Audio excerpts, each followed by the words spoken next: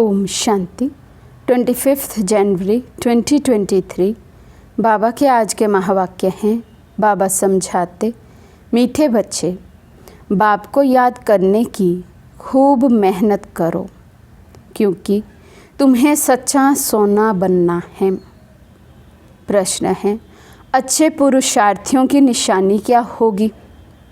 बाबा समझाते, जो अच्छे पुरुषार्थी होंगे वे कदम कदम श्रीमत पर चलेंगे। सदा श्रीमत पर चलने वाले ही ऊंच पद पाते हैं।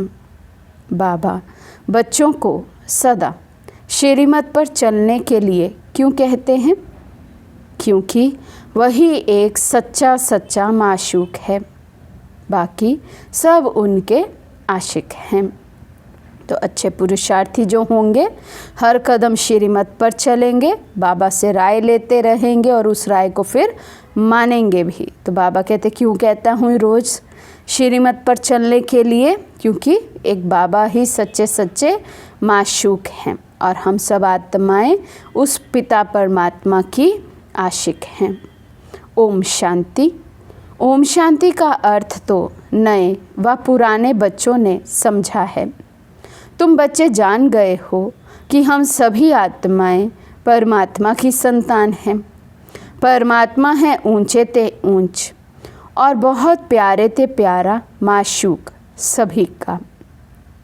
बच्चों को ज्ञान और भक्ति का राज तो समझाया है। ज्ञान माना दिन, सत्युग त्रेता, भक्ति माना रात, द्वापर और कलयुग। भारत की ही बात है और धर्मों से तुम्हारा जास्ती कनेक्शन नहीं है। 84 जन्म भी तुम ही भोगते हो। पहले भी तुम भारतवासी आए हो। 84 जन्मों का चक्र तुम भारतवासियों के लिए है। ऐसे कोई नहीं कहेंगे इस्लामी, बौद्धी आदि 84 जन्म लेते हैं। नहीं, भारतवासी ही लेते हैं। भारत ही अविनाशी खंड है, वे कब विनाश नहीं होता और सभी खंडों का विनाश हो जाता है। भारत ही सबसे ऊंचते ऊंच है, अविनाशी है। भारत खंड ही स्वर्ग बनता है और कोई खंड स्वर्ग नहीं बनता। बच्चों को समझाया गया है, नई दुनिया सतयुग में भारत ही होता है। भारत ही स्वर्ग कहलाता है, वही फिर 84 जन्म लेते हैं, आखिरीन नरकवासी बनते हैं, फिर वही भारतवासी स्वर्गवासी बनेंगे।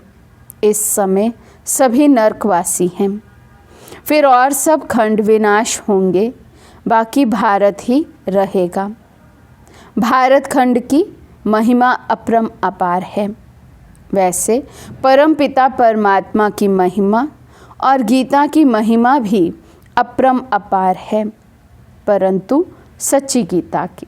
तो बाबा कहते हैं, जो द्वापर युग से या भक्ति मार्ग से जो गीता पढ़ते आए उसकी बात नहीं करते बाबा, लेकिन जो सच्ची गीता इस समय संगम पर बाबा आकर जो सुना रहे हैं उसकी महिमा अपरम अपार है। अभी बाप तुमको राजयोग सिखाते हैं। ये गीता का पुरुषोत्तम संगम युग है। भारत ही फिर पुरुषोत्तम बनने का है। अभी वे आदि सनातन देवी देवता धर्म नहीं है, राज्य भी नहीं है, तो वो युग भी नहीं है। बाबा ने समझाया है, ये भूल भी ड्रामा में है। गीता पर फिर श्री कृष्ण का नाम रखेंगे। जब भक्ति मार्ग शुरू होगा तो पहले गीता ही होगी। अभी ये गीता आदि सब शास्त्र खत्म हो जाने हैं, बाकी सिर्फ देवी देवता धर्म ही रहेगा। ऐसे नहीं कि उनके साथ गीता भागवत आदि भी रहेंगे। नहीं, प्रारब्ध मिल गई, सद्गति हो गई तो फिर कोई शास्त्र आदि की दरकार ही नहीं। सतयुग में कोई भी गुरु शास्त्र आदि नहीं होते। इस समय तो अनेक गुरु है भक्ति सिखलाने वाले। सद्गति देने वाला तो एक ही रूहानी बाप है, जिसकी अपरम अपार महिमा है। उसे ही वर्ल्ड ऑलमाइटी अथॉरिटी कहा जाता है। भारतवासी बहुत करके ये भूल करते हैं जो कहते हैं ये अंतर्यामी हैं, सबके अंदर को जानते हैं।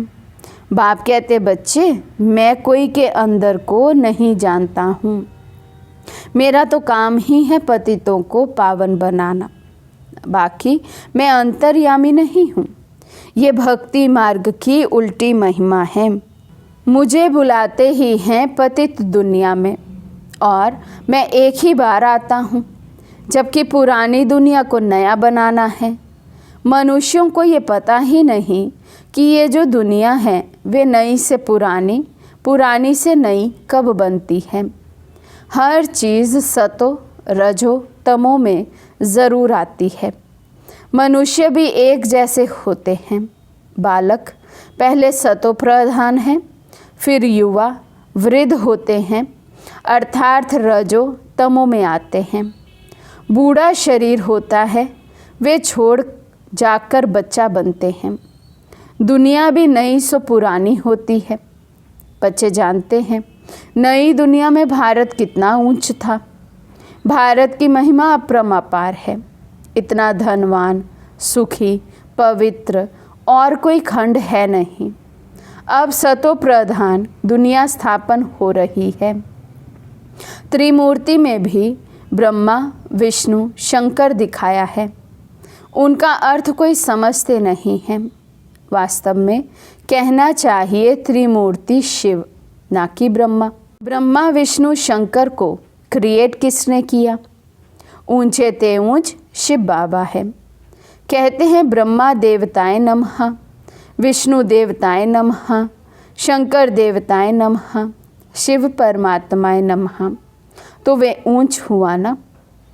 वे है रचयिता, गाते भी हैं परम पिता परमात्मा ब्रह्मा द्वारा ब्राह्मणों की स्थापना करते हैं। फिर परमात्मा बाप द्वारा वर्षा भी मिलता है। फिर खुद बैठ ब्राह्मणों को पढ़ाते हैं, क्योंकि वे बाप भी है, सुप्रीम टीचर भी है। वर्ल्ड की हिस्ट्री, ज्योग्राफी कैसे चक्र लगाती है वे बैठ समझाते हैं। वही नॉलेजफुल है। बाकी ऐसे नहीं कि वे जानी जानन हार है, ये भी भूल है। भक्ति मार्ग में कोई बायोग्राफी, ऑक्यूपेशन को नहीं जानते, तो ये जैसे गुड़ियों की पूजा हो जाती है। कलकत्ते में गुड़ियों की पूजा कितनी होती है। फिर उनकी पूजा कर खिला पिलाकर समुद्र में डुबो देते हैं। शिव बाबा मोस्ट बिलवड है।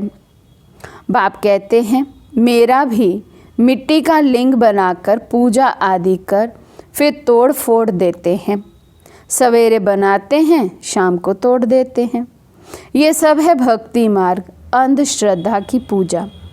मनुष्य गाते भी हैं आपे ही पूज्य, आपे ही पुजारी।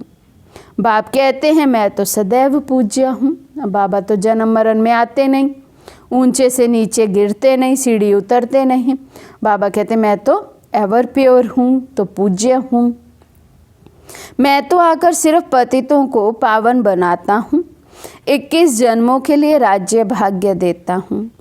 भक्ति में है अल्पकाल का सुख, जिसको सन्यासी कागविष्टा समान सुख कहते हैं।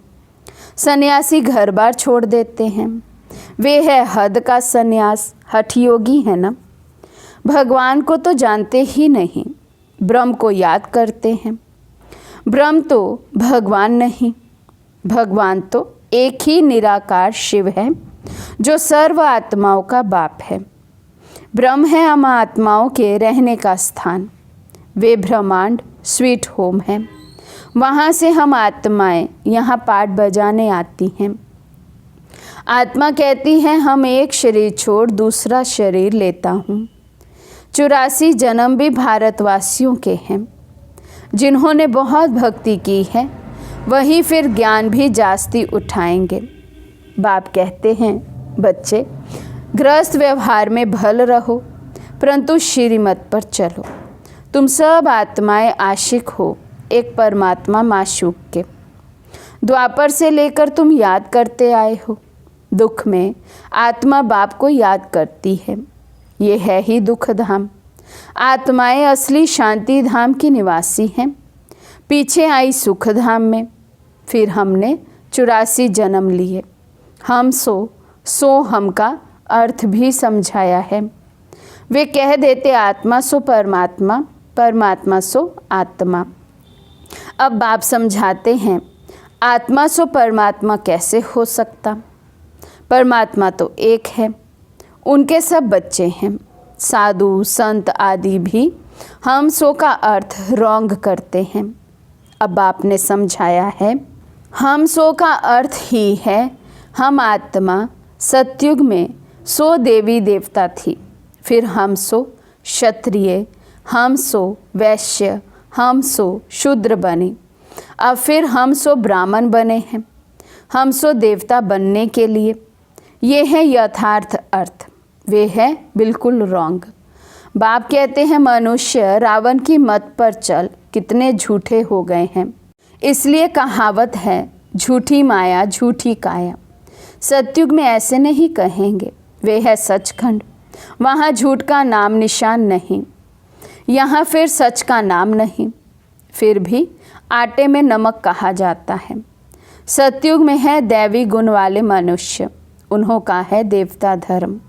पीछे और धर्म हुए हैं तो द्वैत हुआ। द्वापर से आसुरी रावण राज्य शुरू हो जाता है। सतयुग में रावण राज्य भी नहीं तो 5 विकार भी नहीं हो सकते। वे है संपूर्ण निर्विकारी। राम सीता को 14 कला संपूर्ण कहा जाता है। राम को बाण क्यों दिए हैं ये भी कोई नहीं जानते। हिंसा की तो बात नहीं। तुम हो गॉडली स्टूडेंट तो फादर भी हुआ, स्टूडेंट है तो वे टीचर भी हुआ। फिर तुम बच्चों को सद्गति दे स्वर्ग में ले जाते हैं तो सतगुरु हुआ। बाप टीचर गुरु तीनों ही हो गया। उनके तुम बच्चे बने हो तो तुमको कितनी खुशी होनी चाहिए। तुम बच्चे जानते हो अभी है रावण राज्य। रावण भारत का सबसे बड़ा दुश्मन है। ये नॉलेज भी तुम बच्चों को नॉलेजफुल बाप से मिली है। वे बाप ही ज्ञान का सागर, आनंद का सागर है। ज्ञान सागर से तुम बादल भरकर फिर जाए वर्षा करते हो। ज्ञान गंगाएं तुम हो, तुम्हारी ही महिमा है।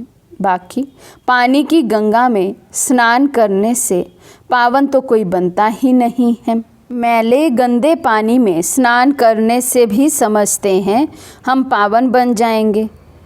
झरने के पानी को भी बहुत महत्व देते हैं। ये सब है भक्ति मार्ग। सतयुग त्रेता में भक्ति होती नहीं, वे है संपूर्ण निर्विकारी दुनिया। बाप कहते बच्चे मैं तुमको अभी पावन बनाने आया हूँ। ये एक जन्म मुझे याद करो और पावन बनो तो तुम सतो प्रधान बन जाएंगे। मैं ही पतित पावन हूँ। जितना हो सके याद की यात्रा को बढ़ाओ। मुख से शिव बाबा कहना नहीं है, जैसे आशिक माशूक को याद करते हैं। एक बार देखा बस बुद्धि में उनकी याद रहेगी। भक्ति में जो जिसको याद करते, जिसकी पूजा करते हैं उनका साक्षात्कार हो जाता है, परंतु वे सब है अल्पकाल के लिए। भक्ति से नीचे ही उतरते आए हैं। अब तो मौत सामने खड़ा है। हाय हाय के बाद ही जय जयकार होनी है। भारत में ही रक्त की नदियां बहनी हैं।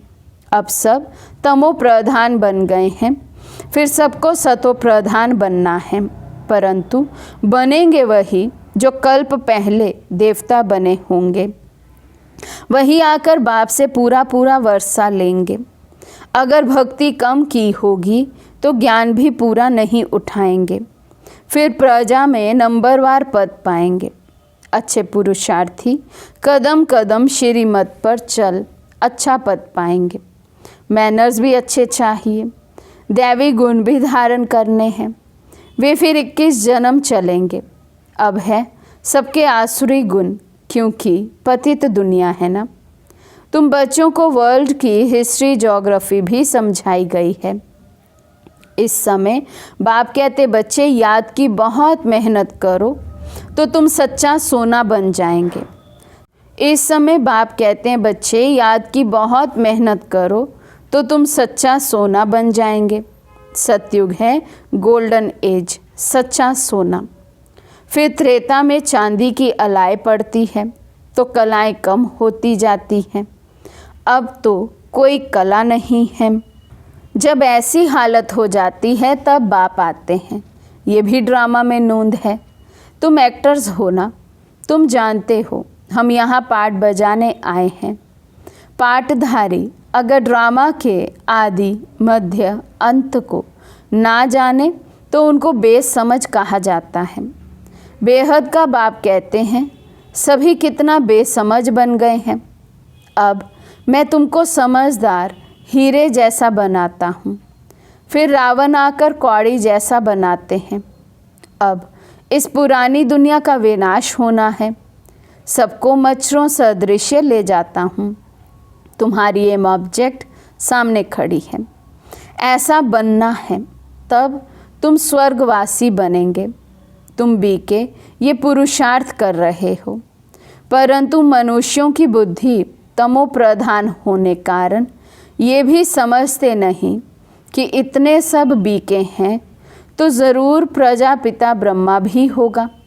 ब्राह्मण है चोटी, ब्राह्मण फिर देवता। चित्रों में ब्राह्मणों को शिव को गुम कर दिया है। ब्राह्मण अब भारत को स्वर्ग बना रहे हैं। अच्छा, मीठे मीठे सिकिलदे बच्चों प्रति माता पिता बाप दादा का नंबरवार पुरुषार्थ अनुसार याद प्यार और गुड मॉर्निंग। रूहानी बाप की रूहानी बच्चों को नमस्ते। हम रूहानी बच्चों की रूहानी बाप दादा को दिल व जान सिकवा प्रेम से नमस्ते नमस्ते नमस्ते जी। धारणा के लिए मुख्य सार। फर्स्ट पॉइंट, ज्ञान सागर से बादल भर ज्ञान वर्षा करनी है। जितना हो सके याद की यात्रा को भी बढ़ाना है। याद से ही सच्चा सोना बनना है। सेकंड पॉइंट, श्रीमत पर चल अच्छे मैनर्स और दैवी गुण धारण करने हैं। सचखंड में चलने के लिए बहुत बहुत सच्चा बनना है। आज का वरदान है विशेषता देखने का चश्मा पहन संबंध संपर्क में आने वाले विश्व परिवर्तक भव। विशेषता देखने का चश्मा पहन संबंध संपर्क में आने वाले विश्व परिवर्तक भव। एक दो के साथ संबंध व संपर्क में आते हर एक की विशेषता को देखो। विशेषता देखने की ही दृष्टि धारण करो। जैसे आजकल का फैशन और मजबूरी चश्मे की है, तो विशेषता देखने वाला चश्मा पहनो, दूसरा कुछ दिखाई ही ना दे। जैसे लाल चश्मा पहन लो तो हरा भी लाल दिखाई देता है। तो विशेषता में चश्मे द्वारा कीचड़ को ना देख, कमल को देखने से विश्व परिवर्तन के विशेष कार्य के निमित्त बन जाएंगे। स्लोगन है, पर चिंतन और प्रदर्शन की धूल से सदा दूर रहो तो बेदाग अमूल्य हीरा बन जाएंगे। अव्यक्त इशारे, एकाग्रता और दृढ़ता ही सहज सफलता की चाबी है। जहाँ अनेक श्रेष्ठ आत्माओं के एकाग्रता की शक्ति संगठित रूप में है, वहाँ श्रेष्ठता और स्पष्टता के साथ सफलता समाई हुई है ही। दृढ़ता की निशानी सफलता है। जहाँ दृढ़ता है वहाँ सफलता ना हो, ये हो नहीं सकता। अच्छा, ओम शांति।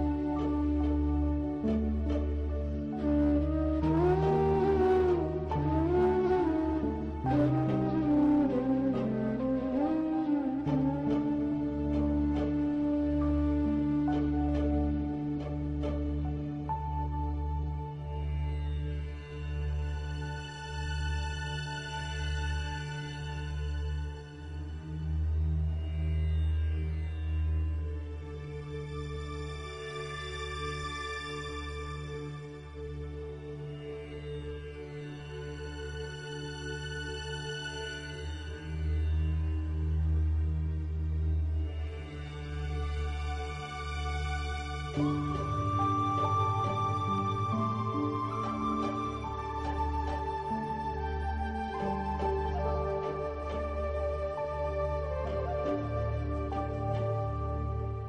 you.